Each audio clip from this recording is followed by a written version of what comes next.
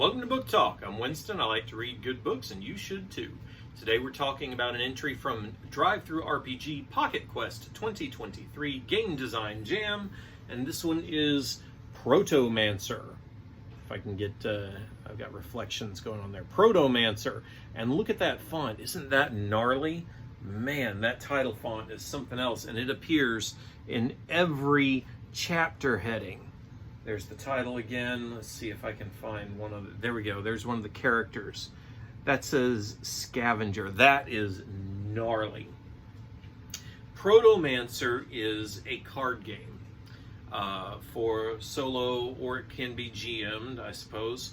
There's some notes in there on how to GM it, but this looks to me like it is primarily a card game, and you are going to want to have a printout or at least the digital copy of this handy as you attempt to play this game, because this is a lot of heavy stuff.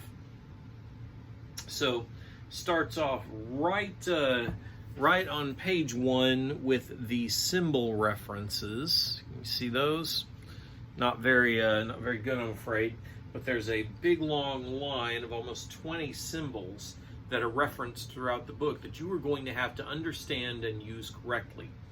Now, this is meant to be played with 5 to 7 decks of cards. That's a lot. It is a lot. Fortunately, we are equivalent to the task. If you get my card vault out, we'll show them at the end of the video. So we're equivalent to that task. We got that under control. One of these decks will be used by you to represent your abilities. It's called the ability deck. And this is a deck building game. So as you go through challenges and things, you will increase the abilities of your deck. One of these is going to be specifically the locale deck, which is going to determine when actions happen, where the action happens. One of these is specifically the contact deck, which determines what you are going to encounter. One of them is specifically used for random number generation.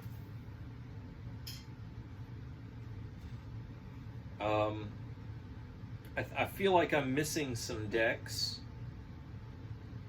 Oh, one of them is the Nemesis deck, which is used in a different way at the end of the scenario, because the goal of the scenario is to explore a spaceship, track down the Nemesis, and defeat it. There is the given spaceship map, and to do this, you first you create your characters, and if you're going solo, I suppose you could take one. The more characters you have, it seems like the easier it's going to be. This is one that I am absolutely going to have to try out at the table, because I mean this just begs to be tried. This just begs to be played solo at the table. It's not a journaling game. It's not a narrative game. This is a non-patience style solitaire card game, and it's juicy. So the Scavenger start with there are common actions. Clubs and spades, you're not going to be able to read that. Clubs and spades are all common actions shared by any of the characters, and then the characters use the diamonds and hearts for their different abilities. Essentially, every time you come up against an obstacle or a contact that you need to defeat, you will draw a card from your ability deck. You have the option of playing a card from your hand. When you draw a card from the ability deck, you use its value. When you play a card from the hand, you use its special ability. In order to pass an obstacle, the draw plus the number of your relevant skill has to exceed the difficulty of the obstacle to bypass it.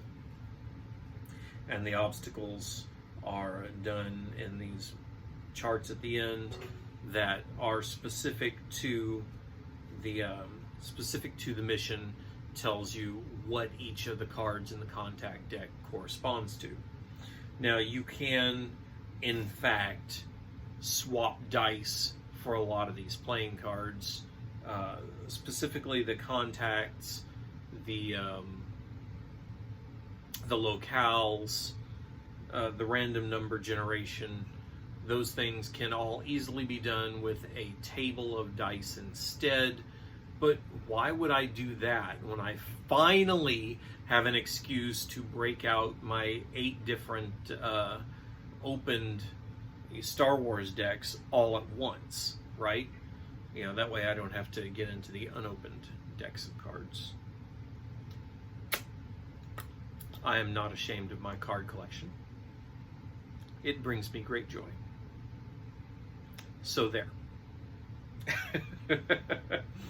Artifacts. You can discover artifacts along the way. Things like a blinking panel, a fusion detonator, a ruptured fuel cell, xenobiologist notes, a barricade or door. You can run into creatures like the beleaguered explorer, the crawler drone, the xenobite swarm, or a rat. You may encounter events such as an intruder alert, raging inferno, the unearthly scream, or a mind spike. Hey, where would we encounter a mind spike? What? He wandered off. Just I'm feeding him. Where would we encounter a mind spike? Presumably in the brain. Wait, oh my gosh. That's been my handle online for everything since 1995. Mind spike. Anyway, not important. If you're going to use your teenagers as a prop in your videos, prep them. So this... Not only works if you prep your videos. And it also it helps to prep your videos, which... I don't know. That might lead to higher quality. Then people would have expectations. This is unfiltered. So the purpose of exploring the locale is to find and defeat the nemesis, which is going to be one of a number of things. It might be the greater devourer, might be the necrotic spawning pit, or a cybernetic hive, or the all-embracing sludge. And you won't know what you are attempting to deal with until you get there.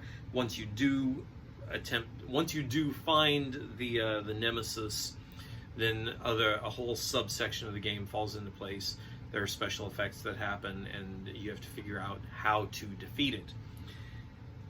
This just clicked on every level with me. Except for that font, Scion as a class. Can you read that? That is so gnarly. It's I mean it's pretty to look at, but it's hard to read. Fortunately, that's not that big a deal.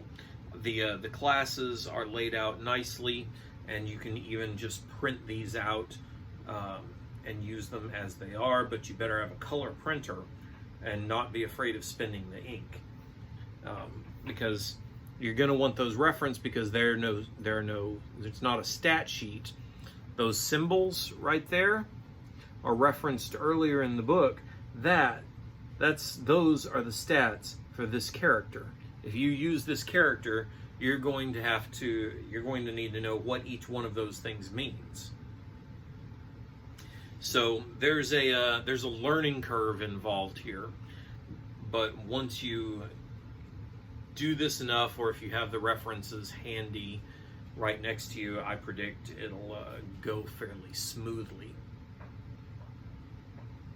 But yeah, this intrigues me. The designer even says that it would benefit from a customized deck of cards. One can only hope, one being me, that there is a custom deck of cards on the publishing schedule, because I would be very interested in that. Alright, so that is Protomancer. Blinding off of everything. There we go. Protomancer. You can, of course, find an affiliate link in the description below. That'll take you to DriveThru RPG. You can check out my Opposing Forces book for Fate. You might read my Starman Saga at DriveThru Fiction, alongside Diane Detzer's the first book of the Intergalactic League. Whew. And of course, my own entry into Pocket Quest is Scrappers. When you are done with all of that, come on back here, because there is more book talk yet to come.